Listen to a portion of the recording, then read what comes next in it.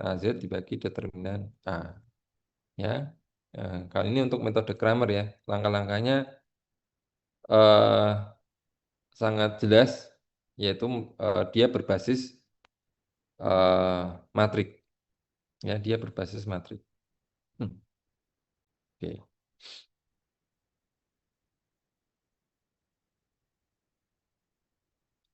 Selanjutnya metode yang ketiga yaitu inverse matrik. Ini juga berbasis matrik. Ya. Sama ya, kita buatkan metrik A. Kita buatkan metrik A.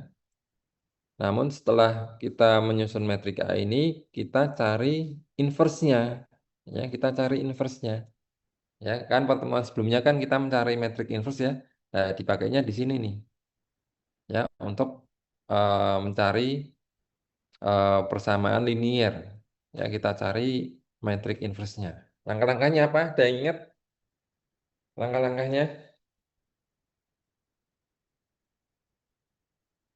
Yang pertama mencari kalau pendekatan kofaktor ya, mencari metrik minor ya, kemudian mencari metrik kofaktor, kemudian metrik adjoin, baru didapat metrik inverse ya. Ya. Nah, setelah didapat metrik inverse-nya, kita cari nilai, kita buat persamaan seperti ini ya. X sama dengan A inverse dikali B. Kalau B-nya kan didapat dari angka setelah sama dengan ya. Ya.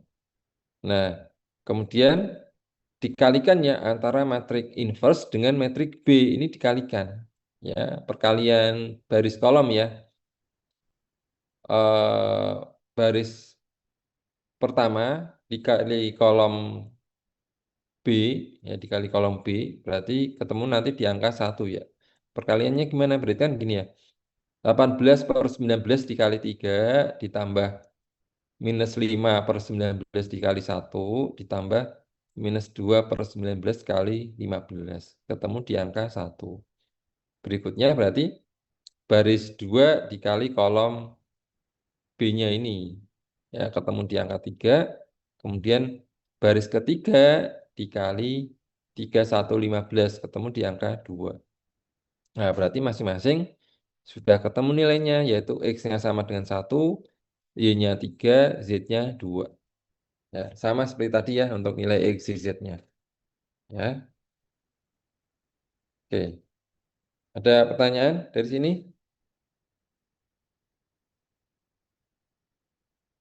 Mas Viko, ada pertanyaan nggak? Hmm. Pada Belum, Pak. nyimak, paham ya?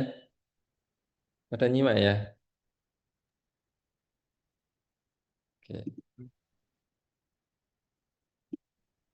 Kemudian, eh, ini metode yang ke berapa tadi? Metode yang berapa?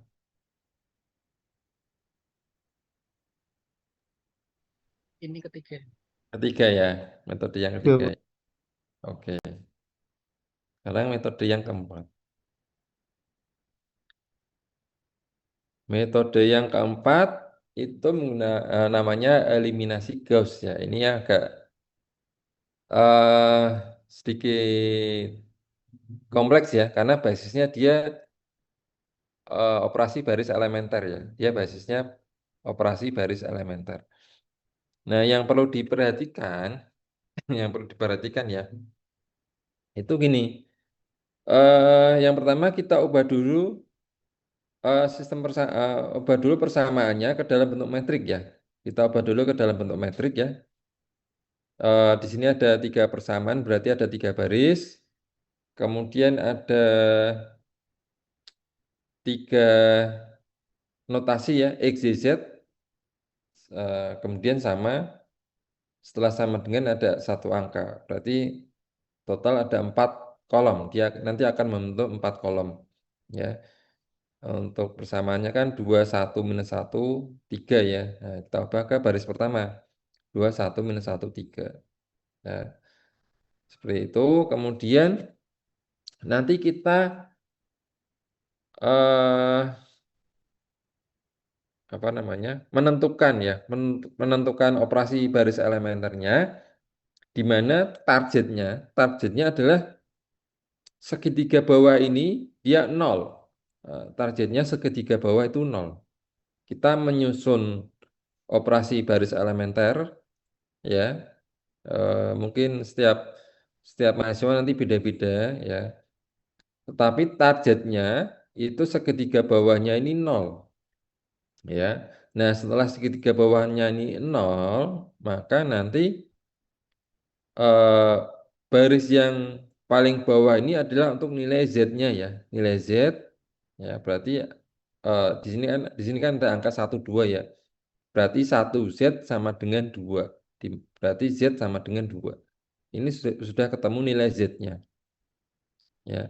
Untuk yang baris kedua itu diubah ke dalam persamaan.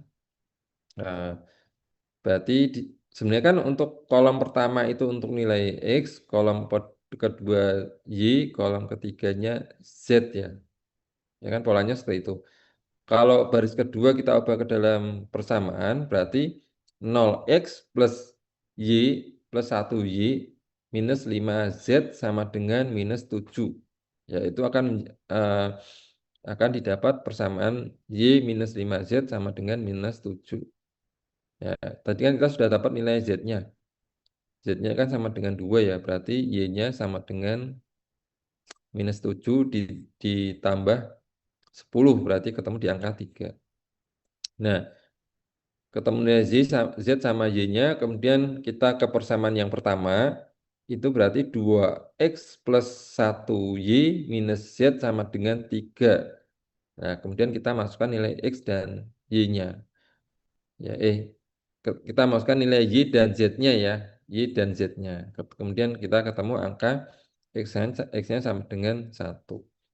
Berarti kan kita mengerjakannya dari baris yang paling bawah ya. Ya, baris yang paling bawah untuk menemukan nilai Z-nya dulu.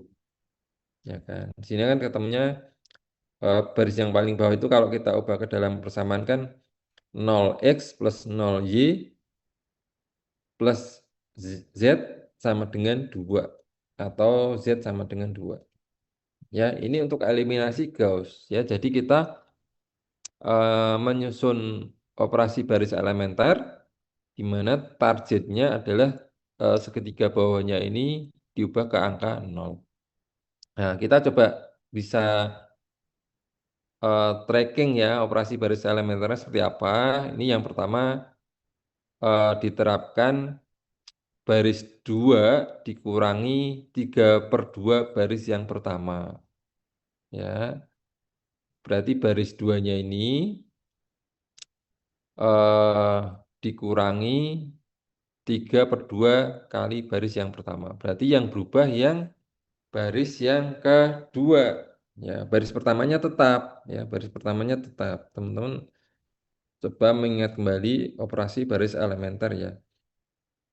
Ya, kalau operasinya di sini kan operasinya disusun ya baris 2 dikurangi 3/2 kali baris pertama. Berarti yang berubah yang baris kedua.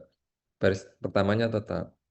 Kemudian berikutnya diterapkan operasi baris 3 dikurangi setengah baris pertama. Baris tiganya yang berubah, baris pertamanya masih tetap. Ya, kemudian kan hasilnya ini nih. Ini hasilnya. Ya.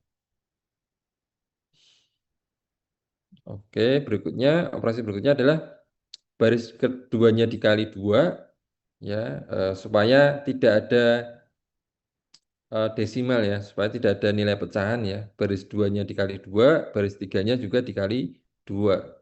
Hasilnya yang bawahnya ini, supaya tidak ada nilai pecahan. Ya, 1/2, 7/2 ini kan pecahan ya.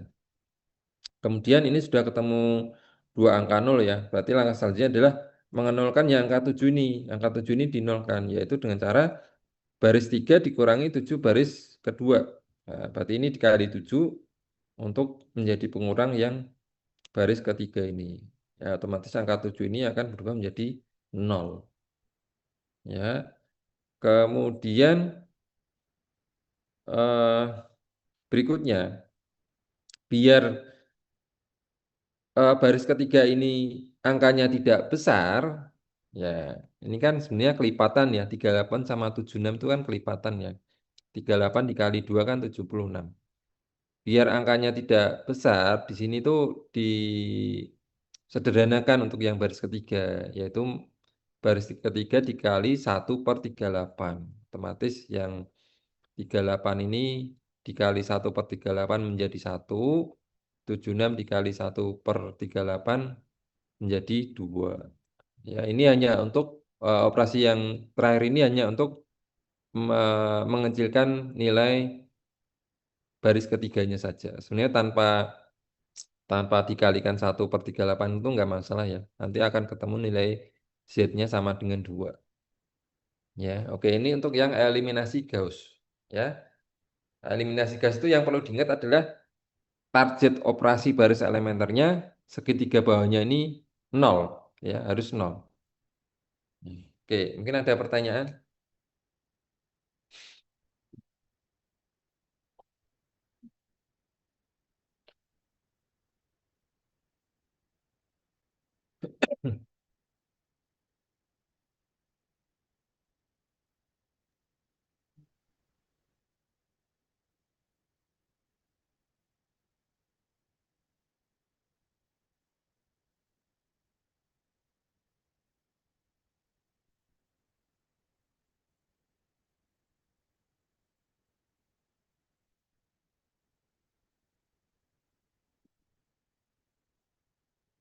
Nggak ada pertanyaan? Tidak ada, Pak. Oke, saya lanjutkan ya. Berarti sudah paham ya. Oke. Metode yang terakhir ya, metode yang terakhir. Metode yang terakhir yaitu namanya Gauss-Jordan ya, Gauss-Jordan. Nah, metodenya namanya Gauss-Jordan.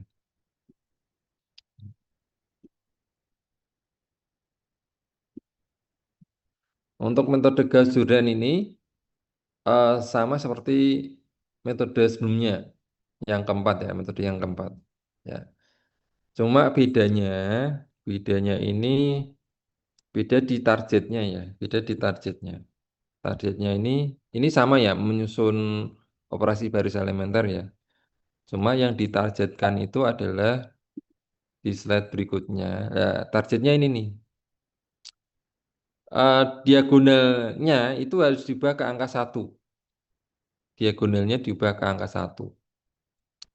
Kemudian segitiga bawahnya 0, segitiga atasnya juga 0. Ya, segitiga atas yang ini ya, yang saya tunjuk ini ya, itu 0. Itu targetnya. Nah, setelah itu bisa langsung didapat nilai X, Y, Z-nya ya otomatis ya. Bisa dari atas ya. Kolom satu itu kan untuk nilai X, kolom kedua untuk Y, kolom ketiga untuk Z.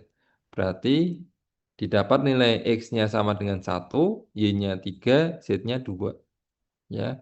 Kalau Gauss-Jordan itu walaupun dia langkahnya lebih banyak, tetapi hasil akhirnya bisa langsung didapat. Ya, hasil akhirnya bisa langsung didapat. Ya, oke. Ini nanti bisa diurut ya, diurut sendiri prosesnya. Ya, misalnya kalau seperti ini berarti langkah pertamanya dia baris kedua dikurangi 3/2 baris pertama. Ya, berarti kan yang berubah yang baris kedua. Berikutnya baris ketiga dikurangi setengah baris pertama. Yang berubah yang baris yang ketiga. Ya, baris pertamanya tetap nih. Ya, dan seterusnya. Nanti coba teman-teman telusuri ya, bisa telusuri sendiri urutan dari operasi baris elementer ini. Ya, yang terpenting targetnya adalah segitiga bawah dan atas 0, diagonalnya 1, yaitu untuk Gauss-Jordan. Yang jelas sekali bahwa langkah Gauss-Jordan ini leb- bisa lebih panjang ya dari untuk penyusunan operasi baris elementernya dibandingkan yang metode yang keempat, eliminasi Gauss. Ya, gitu. Oke, mungkin ada yang ditanyakan. Kita untuk hari ini hanya membahas mencari solusi sistem persamaan linier dengan 5 metode. Ya, tadi apa namanya metodenya? Saya ingat metode Kramer ya, yang basisnya metrik. Metode apa lagi? Inverse ya. Metode Kramer, inverse, kemudian eliminasi ya, kemudian Gauss sama Gauss-Jordan. Ada 5 ya, ada 5 metode. Ya. Oke. Nah, sekarang saya kasih soal latihan ya, saya kasih soal latihan. Ya. Nah, ini di sini nggak ada soal latihannya ya. Saya kasih soal latihan dulu. Oke. Soal latihannya,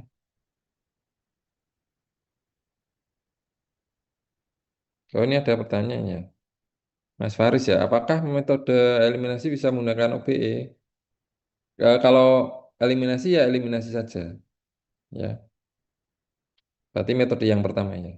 Kalau yang OBE itu hanya Gauss sama Gauss Jordan. Ya. Oh, untuk metode eliminasi berarti hanya substitusi saja ya, Pak. Untuk Yang OBE substitusi tersendiri gitu. betul beda. Ya. Beda nanti untuk UASnya ya tergantung soalnya ya. Soalnya apakah ditentukan metodenya atau enggak. Kalau tidak ditentukan metodenya ya teman-teman pilih yang paling dipahami dari kelima metode itu. Ya, ini saya coba carikan soal latihan dulu ya.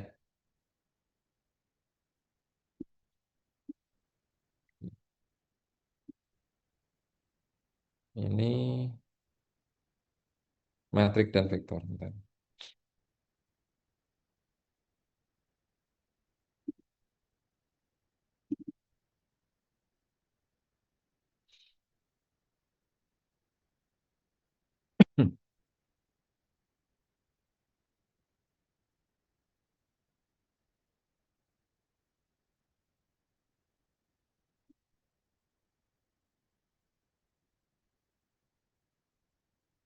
Ya,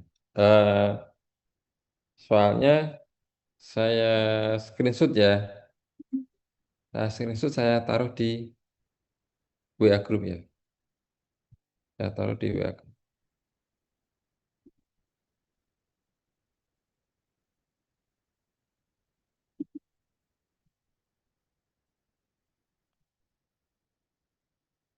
Ini hari Senin ya.